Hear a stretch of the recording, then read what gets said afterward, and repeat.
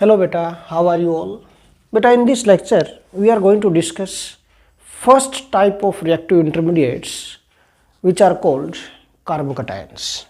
तो हम इनको कैसे डिफाइन कर सकते हैं? As the name suggested here, but if you dissociate this word in two parts, one is carbo and other is cation. Carbo word is related to carbon and cations क्या होते हैं बेटा? Positively charged ions. You know very well. Positively charged ions are called cations. इसका मतलब carbocations की क्या definition बनती है कि those chemical species which have positive charge at carbon, ये पॉजिटिव चार्ज किस पर होगा? कार्बन एटम पर हो। जिन केमिकल स्पीशीज के अंदर, जिन रिएक्टिव इंटरमीडिएट्स के अंदर, उनको हम कार्बोकैटायंस बोल सकते हैं। बड़ी सिंपल सी डेफिनेशन है। तो कैसे डिफाइन करेंगे?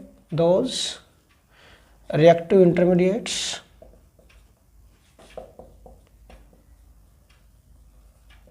which have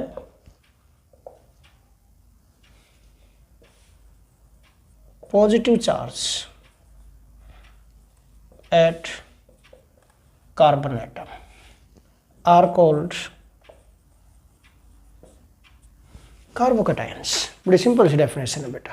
okay, so types और क्लासिफिकेशन, मेनली जो कार्बोकैटायंस हैं दीज आर डिवाइडेड इन बेटा three types. Mainly three types में डिवाइड किया जाता है। Primary carbocations, secondary carbocations and tertiary carbocations. Primary carbocations, ये प्राइमरी, सेकेंडरी और टर्सरी जो हम नेचर बता रहे हैं कार्बोकैटायंस के बेटा, it depends upon nature of carbon atom at which positive charge is present.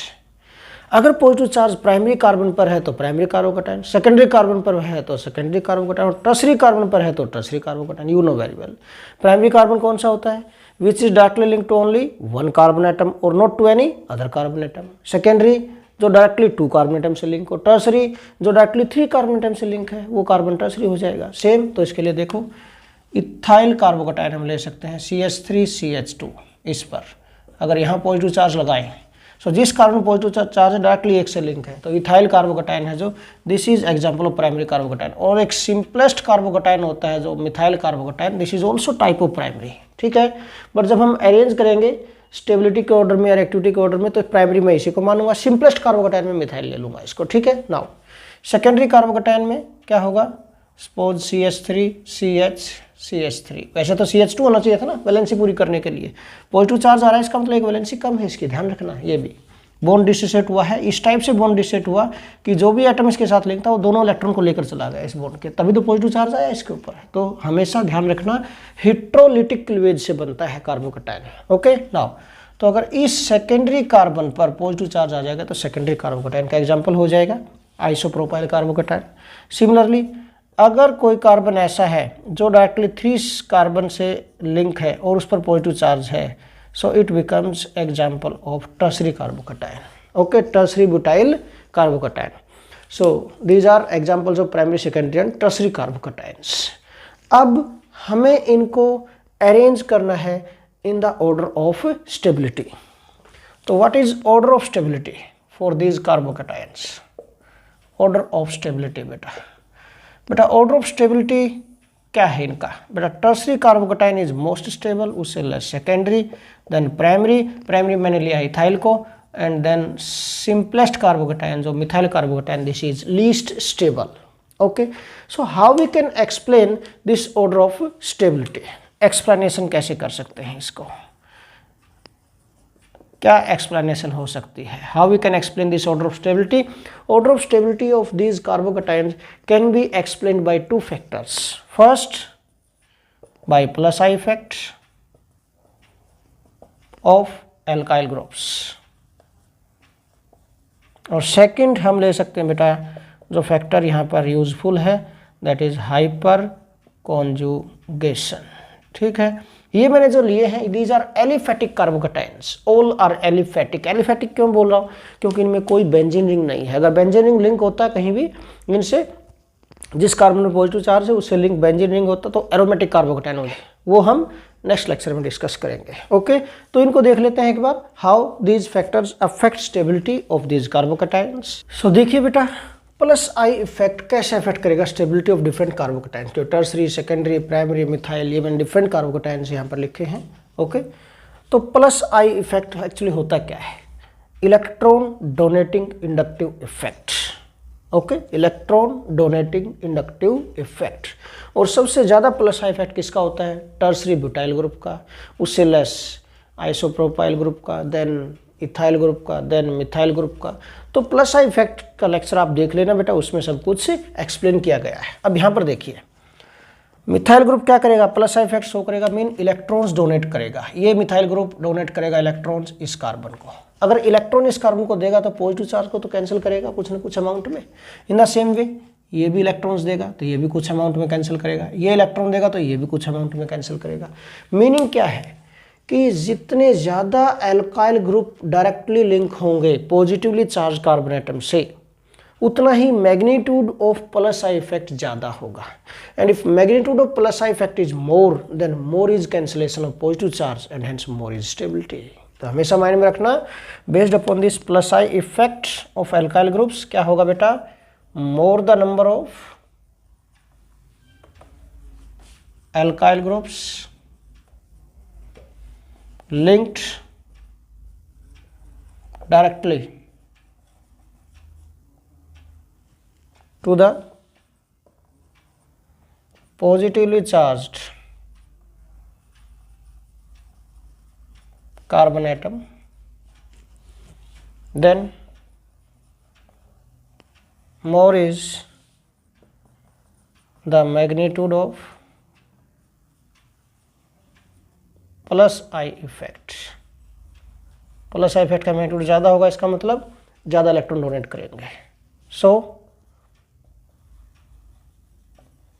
More the cancellation of positive charge and hence more is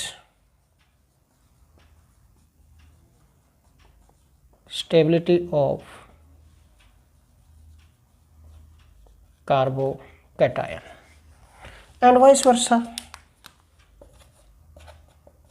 and vice versa, mean अगर number of alkyl groups directly link कम होंगे इस positively charge carbon से, तो plus I effect का magnitude भी कम होगा, तो कैंसिलेशन ऑफ पॉजिटिव चार्ज भी लेस होगा एंड हेंस लेस रेजिस्टेबिलिटी। अब देखो यहाँ पर, यहाँ 3 मिथाइल ग्रुप इलेक्ट्रॉन डोनेट कर रहे थे टर्सरी कार्बोकैटायन में, सेकेंडरी कार्बोकैटायन में कितने? 2 मिथाइल ग्रुप्स डोनेट करते हैं इलेक्ट्रॉन। इसका मतलब इसके कंपैरिजन में सेकेंडरी कार्बोकैटायन में कैंसिल तो होगा पॉजिटिव चार्ज यहाँ पर, बट इसके कंपैरिजन में कम होगा। तो इसका मतलब cancellation of positive charge less होगा, तो स्टेबिलिटी भी क्या होगी? लेस होगी।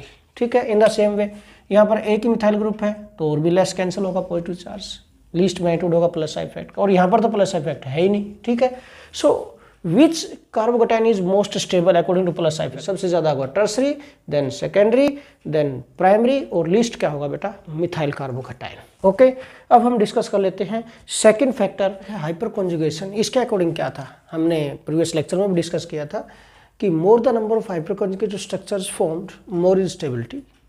वहाँ पर एल्कीन की डिस्कस की थी जब ये टॉपिक डिस्कस किया था। अब यहाँ पर हमें कार्बोकैटायन में डिस्कस करना, तो कार्बोकैटायन की स्टेबिलिटी ज़्यादा होगी अगर हाइपर कॉन्जुगेटेड स्ट्रक्चर्स ज़्यादा है।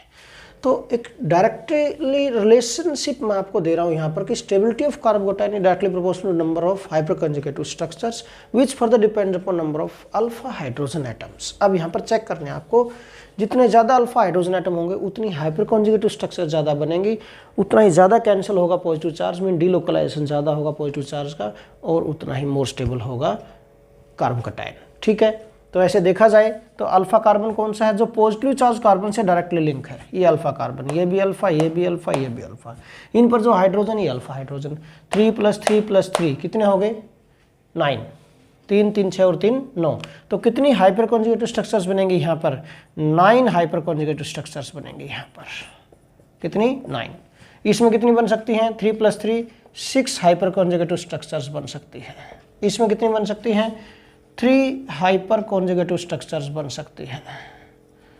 और यहाँ पर कोई भी हाइपरकॉन स्ट्रक्चर नहीं बनेगी, अकेला ही है, कोई अल्फा कार्बन ही नहीं है तो अल्फा हाइड्रोजन भी नहीं है, यहाँ पर 0 हाइपर कॉन्जुगेट स्ट्रक्चर्स बनेंगे, ठीक है, मीन अकेला ही है ये। नाउ ये कौन सा कार्बोकेटाइन था जिसमें सबसे ज़्यादा हाइपरकॉन स्ट्रक्चर्स बन रही है? ये टर्सरी, ये सेकेंडरी, ये प्राइमरी और ये मिथाइल कार्बोकेटाइन। अब यहीं से आप आइडिया लगाओ, जितनी ज़्यादा हाइपरकॉन स्ट्रक्चर्स उतनी ज़्यादा स्टेबिलिटी। इसका meaning tertiary carbocation is most stable, उससे लेस सेकेंडरी, देन प्राइमरी और लिस्ट क्या होगा? मिथाइल।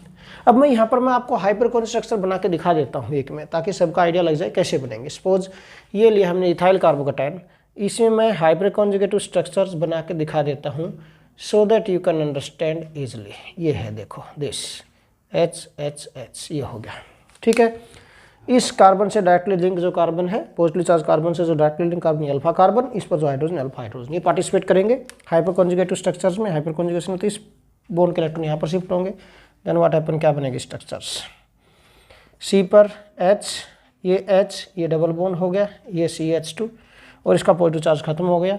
बट ये जो हाइड्रोजन है, कार्बन हाइड्रोजन बॉन्ड का इलेक्ट्रॉन यहाँ पर आ गया, तो इसका लॉस हो गया एक इलेक्ट्रॉन का, इसका पॉजिटिव चार्ज। ये फर्स्ट हाइपरकॉन स्ट्रक्चर्स बन गई, ठीक है। नेक्स्ट क्या बन सकती है? सेम ये वाला पोर्शन तो एज रहेगा, बस ये हमें रिप्लेस करते जाना है। अब की बार ये वाला कार्बन हाइड्रोजन बॉन्ड पार्टिसिपेट करवा देंगे, तो इसके ऊपर पॉजिटिव चार्ज आ जाएगा, ये दोनों बॉन्ड एज इट इज आ जाएंगे, ठीक है, डबल बॉन्ड CH2, ये सेकेंड। नेक्स्ट में क्या हो सकता है भाई? ये वाला कार्बन हाइड्रोजन बॉन्ड पार्टिसिपेट कर जाएगा, तो इस पर पॉजिटिव चार्ज, ये H, ये H, ये डबल बॉन्ड, ये CH2, ठीक है। तो कितनी हाइपर कॉन्जुगेटिव स्ट्रक्चर्स बन गई यहाँ पर देखो, जितने अल्फा हाइड्रोजन एटम थे, 3 अल्फा हाइड्रोजन एटम थे, 1 2 3 हाइपर कॉन्जुगेटिव स्ट्रक्चर्स बनी है। बेस्ड अपॉन दिस पॉइंट, इसमें 6 थे तो 6 हाइपर कॉन्जुगेटिव स्ट्रक्चर्स, इसमें 9 अल्फा हाइड्रोजन एटम्स थे तो इसमें 9 हाइपर कॉन्जुगेटिव स्ट्रक्चर्स बनी है, ओके। तो इन दिस वे बेटा we can explain order of stability of different carbocations based upon hyperconjugation. So this is all about today's lecture. Goodbye.